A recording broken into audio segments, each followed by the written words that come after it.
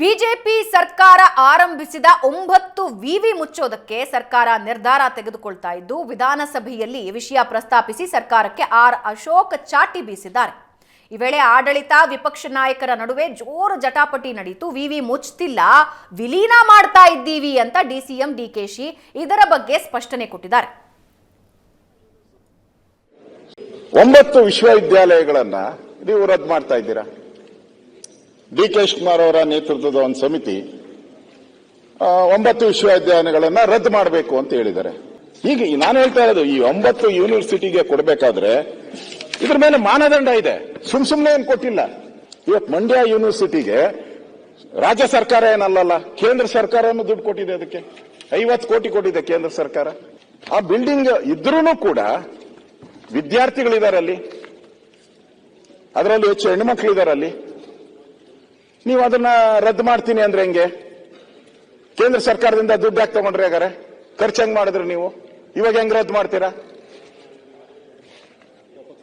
ಗಾಣಿಗ ಎಲ್ಲಪ್ಪ, ಗಾಣಕ್ಕೆ ಹಾಕೊಂಡು ರುಬ್ಬಿಡ್ತಾರೆ. ನೀನೇನ ಅಲ್ಲಿ ಏನಾನ ಹೋದ್ರೆ ನಿಮ್ಗೆ ಅಲ್ಲಲ್ಲ.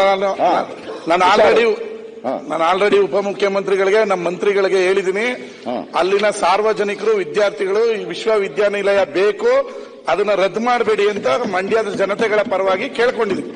Very good. ನೋಡಿ, ಇದು ಚಾಲೆಂಜ್ ಅನ್ನೋದು ನಿಮ್ ಡಿಸ್ಟ್ರಿಕ್ಟ್ ಮಿನಿಸ್ಟರ್ ಏನು ಕೆಲಸಕ್ಕೆ ಉಪಯೋಗ ಇಲ್ಲ. ನೋಡು, ನಿನ್ಗಿರೋ ದಮ್ಮು ಅವ್ರಿಗಿಲ್ಲ ಈಗ. ಅದಕ್ಕೆ ನೋಡಿ, ಆಯ್ತು.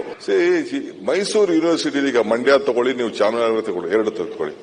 ಮೈಸೂರು ಯೂನಿವರ್ಸಿಟಿಲಿ ಮಗು ಸರ್ಟಿಫಿಕೇಟ್ ತಗೊಳೋದಕ್ಕೂ, ಚಾಮರಾಜನಗರ ಯೂನಿವರ್ಸಿಟಿ ಹೆಸರಲ್ಲಿ ಮಗು ಸರ್ಟಿಫಿಕೇಟ್ ತಗೊಳೋದಕ್ಕೂ, ಮಂಡ್ಯ ತಗೊಳೋದಕ್ಕೂ ಎಷ್ಟು ವ್ಯತ್ಯಾಸ ಇದೆ? Every one would like. ಈಗ ಬೆಂಗಳೂರು ಯೂನಿವರ್ಸಿಟಿ ಅದಕ್ಕೆ ಆದಂತ ಒಂದು ಇದಿದೆ. ಮೈಸೂರು ಯೂನಿವರ್ಸಿಟಿ ಡಾಕ್ಟರ್ ರಾಧಾಕೃಷ್ಣ ಓದಿದ್ರು. We are just merging that university because it is not viable ಅಂತ, ಬೇರೆ ಏನಿಲ್ಲ.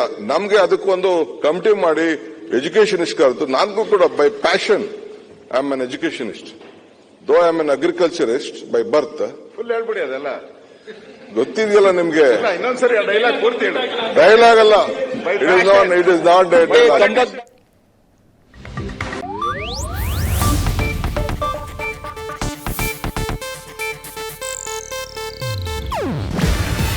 ಇದು ಏಷ್ಯಾನೆಟ್ ನ್ಯೂಸ್ ನೆಟ್ವರ್ಕ್ ಪ್ರಸ್ತುತಿ. ನೀವು ನೋಡ್ತಿದ್ದೀರಾ ಏಷ್ಯಾನೆಟ್ ಸುವರ್ಣ ನ್ಯೂಸ್.